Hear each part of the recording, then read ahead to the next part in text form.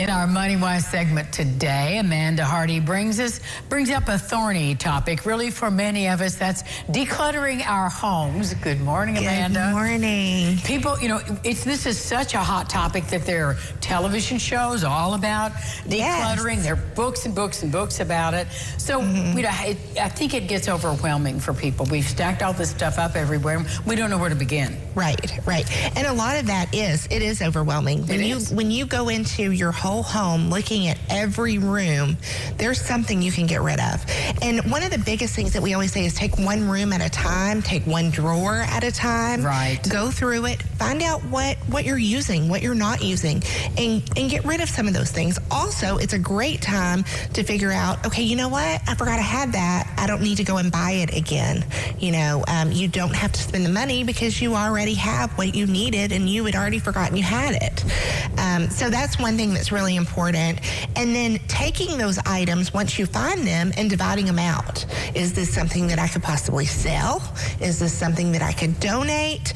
And kind of having those piles. I know there's a TV show that does that. They have a pile of what they're going to keep, what they're going to get rid of, what they're going to sell. Right. And so that's a great piece of advice that, you can do and not be so overwhelmed. Well, and I see lots of folks putting their things up for sale on Facebook or social media, and they get, local response. I mean, you don't want somebody from Florida wanting your, kid's size 4 clothes. Absolutely. But that's really a great way to do it, to just get it out there. But the caveat, the problem for so many people is to let go. I might need that. I might use that 20 years from now. Right. And I've got things like that too. Absolutely. I might want it. And there's also that rule of thumb. If you're thinking about clothing or shoes or some kind of accessory, have you worn it in the last season? Right. And there's other tricks that you can do. Turn the hangers a different way, or, look at those shoes as, are those very comfortable, or are they practical, or are they just cute?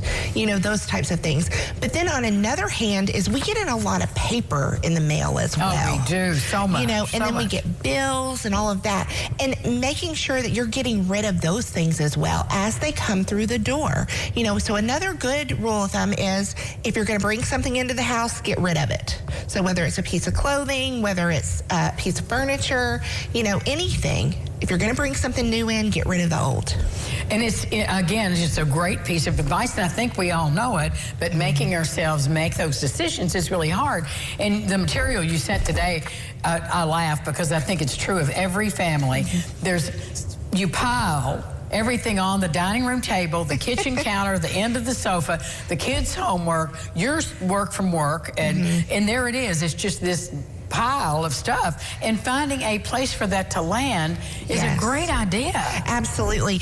And really getting some organization is all it takes, is a little bit of organization. Have a drawer to put those financial documents in. Have a file folder or something to put those bills in that you need to pay.